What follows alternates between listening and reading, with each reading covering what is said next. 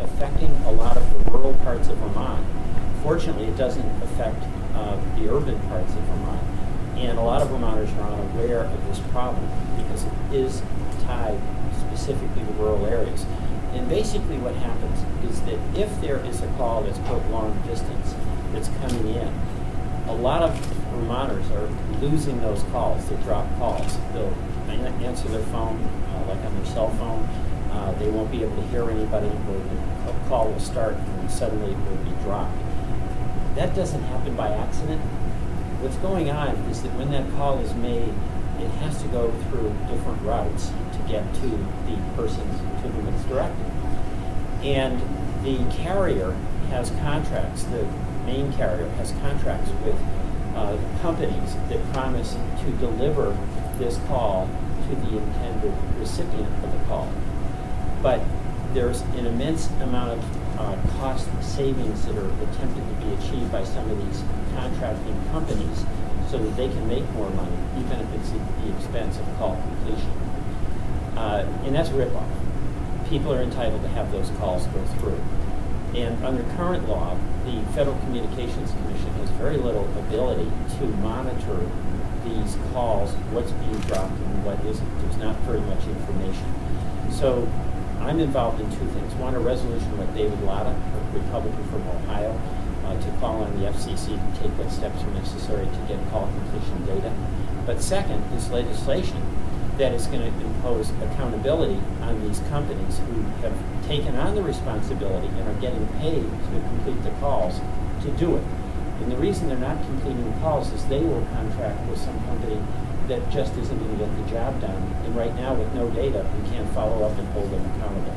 So this legislation is intended to put some teeth into the obligation that these companies have to make certain the call that you make to the Camels Hump School is completed and not dropped. There's some significant implications for people. There's some safety implications. There's enormous issues of convenience. You know, you can have a parent who wasn't able to get through, or they're not able to get through, and they show up for school when in fact school's been canceled. We'll hear a little bit about that. But it's a problem that affects rural Vermont, and it's a problem that affects rural America. There's no need for this problem to exist because the call that companies that are routing these calls are being paid to complete them, not to drop them. And we've got to have effective enforcement to make sure these companies do what they're getting paid to do. This legislation will accomplish this. I was talking to folks up here, and everyone has noticed that things aren't as smooth as they need to be in Washington for good governing. But despite that, this is an area where I really find a lot of common ground with many of my Republican colleagues because they represent rural areas, and this is not an ideological issue. It's like their folks, the people they represent, are not getting their calls completed, the businesses are being affected, the schools and safety issues are being affected. So I have some significant hope that we could get this passed because it is a problem that affects Republican and Democratic districts throughout this country. So to talk a little bit about how this works very much on a practical level and the impact it has, we've got a few people up here with me that will address that. And the first is the Camels Hump Middle School principal of 10 years, Mark Carbone. Mark? Thank you, Congressman Welch. School safety, student safety is extremely important for us. Getting an emergency or on a regular basis, getting information out to families and students to make sure that it's clear and accurate is to make sure kids are safe and families are safe is paramount to us. Drop calls do not help them. Thank you. And John Albertini? So just to highlight... By the way, can we just say hi to the students who are here? You getting class credit for this? Good. Welcome. Thanks for coming. So welcome, Congressman Welch, as well. We're happy to have you here and to talk a little bit about this issue. It is an issue for Camels Hump and for Chittenden East. These third parties that contract with some of the bigger companies that support our emergency system, they really aren't doing their job. And we've had a number of dropped calls within our own system. This really is a safety issue. if it's before school, during school, or after school, and we need to get a hold of parents, and we cannot, it can create some real safety issues for students. And our number one priority is making sure that students are safe. Another priority for us is effective communication with parents. And if we aren't able to use our emergency system the way it's supposed to be used, then we can't do that effectively. And these issues range from, there could be a propane leak in the building, we could have a fire, we could have an extreme weather event, and we need to be able to communicate effectively with parents. And so we're hoping that folks in Washington and the FDC will be able to come to some terms around how they can support us. Thank you, Stan. Thank you very much.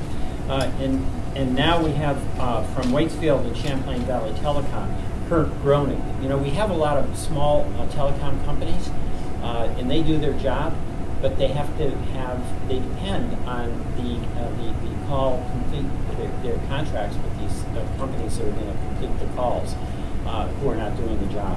So, Kurt? First off, I want to thank Congressman Welch for his advocacy on this issue. He and his staff have been working really, really hard, to assist us and our customers with this rural call completion issue. So I think he scoped the issue very, very well. You know, many people in rural America are experiencing, this same issue. It's really an intermittent problem. Receiving long-distance calls, from all across the country, and we label it as a nationwide epidemic in these rural communities. It goes beyond just calls not completing. Right? You might hear from a customer, a friend, a relative, where someone tells you he or she tried to call you, but the phone didn't ring.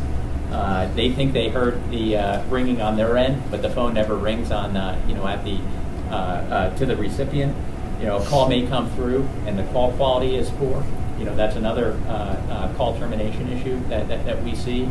Or the caller ID is incorrect on the phone call that comes through. I think the part of the challenge is that the problem starts with the long distance provider of the caller. We as a company, there's nothing we can technically do to resolve these issues. The ownership and the fix resides with that originating long-distance provider. And I think as a 111-year-old family-owned company, that's part of our frustration. I think it's the first time in our history that when a customer calls me, I can't tell them when I can fix their problem. And that's really an uncomfortable position to be in.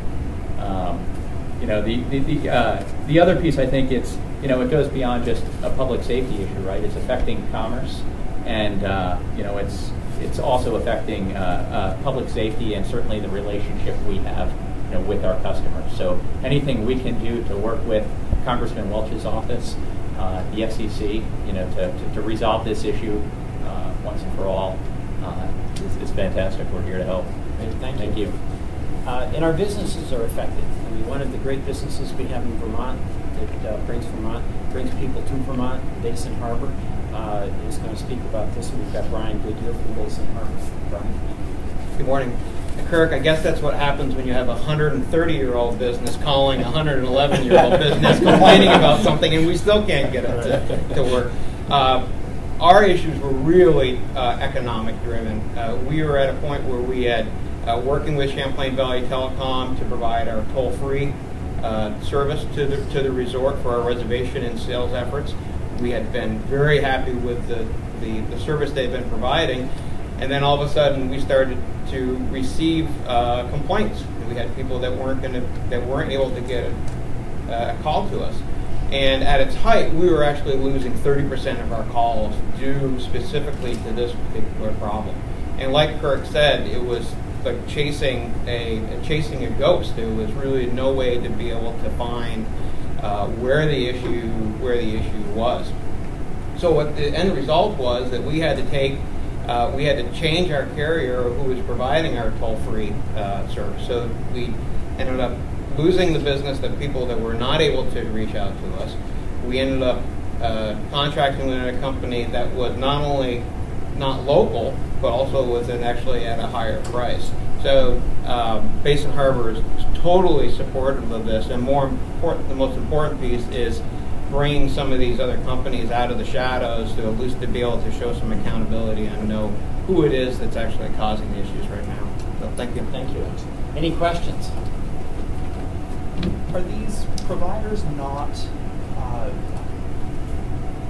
governed by public service boards because they're third-party They're not. providers? Yeah, they really. So let's say there's a call coming in, and AT&T is the one that's going to bring it. They then contract with a company, and the shadow companies, what Brian said, but their companies then take on the obligation to route that call to Camels Hump School, right?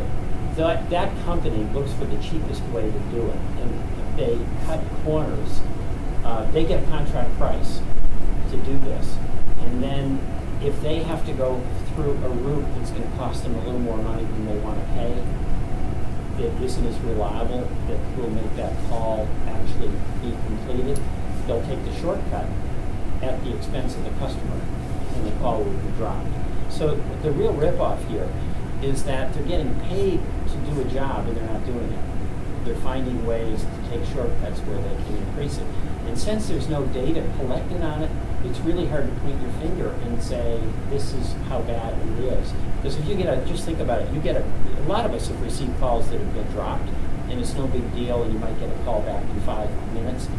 It is a big deal when it's in school and it's a critical moment. It is a big deal when it's a safety issue at a critical moment. It is a big deal for a business where, in fact, there's a reflection on what kind of customer service you're providing if you don't have a quick answer or a quick response to that call. That's a big deal. And it's got to be reliable. We're paying for reliability, and we're not getting it. So we're putting enforcement teeth that'll be available to the FCC to impose penalties on these companies and actually get more information so that we can document how bad the situation is. But to the extent that, here's the thing that's really an interesting observation about how serious this is throughout rural America. There's some regulatory authority that would be given to the FCC under this legislation. And in Washington, most of my Republican colleagues won't do anything related to regulation. On this they will. So I've got a lot of responses to agree with what all the speakers have said. Brian, the Congressman said that there's no real sense of exactly how commonly this happens. Do you have any guesstimate as to how much this problem has cost you at Basic Harbor Club? I mean, we talking thousands of dollars, tens of thousands of dollars? I'd say that during the time when it was peak, it was costing us tens of thousands of dollars in potential lost revenue. The days of now where people are booking more and more, closer to their stay, they're booking more and more online. So when you actually have a person that's interested in actually picking up the phone and making the call, you're usually one or two places that they're looking to stay. And if you're not picking that call up on the first time, the odds are they're moving on to another address. Congressman, why is this a rural issue? Why aren't urban areas affected? Well, I don't know the technology. Maybe, I don't know, it is a rural issue, but let me direct that to you. Yeah, So absolutely. you know the technology better than any of us. So I mean, it really comes to it is a rural-urban issue, and one of the reasons is how we keep rates affordable and how services are paid for. Right, it costs more in a rural area. So one of the mechanisms, recovery mechanisms that telecommunications providers get is through what they call access rates. So there's a higher termination rate in a rural area versus an urban rate to terminate those calls with the rural in rural areas, just because of that cost differential. So it comes back to, as Congressman Welch said, it's a business decision that these offending providers are making to choose not to terminate a portion of those calls. Right, they might be getting stuck in what they call these least cost routers. To take the least cost path to the destination. What happens sometimes is they keep looking for that least cost path, and it might not find it. So the call might get stuck in a routing loop, or the path it takes is a extremely low quality path, where we can guarantee the quality within our network. We can't guarantee the quality, right, of something coming into our network from outside. And oftentimes, as these carriers are using some of the newer technologies, right, to transport these calls over the internet. when the calls hit the public internet, right? There's other issues that they can no longer guarantee those call qualities, but it's a cheaper way of doing business. So it's really, in my mind, it comes back. It's not a technical issue. It's really a financial business decision these vending carriers are making. Do you find your customers blame you, even though you should be blameless?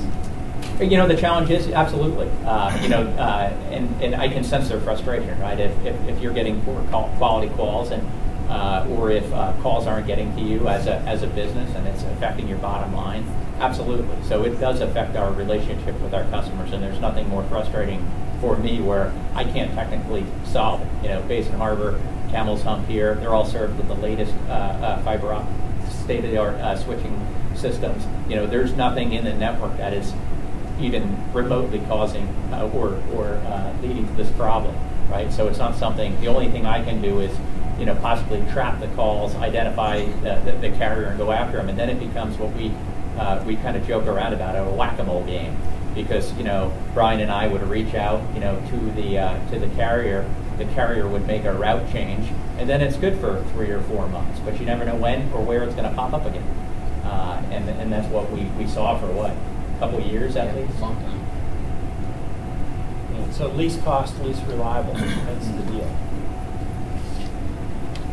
Well, thank you. Thank you all. Thank you. Thank you. Appreciate it. All right.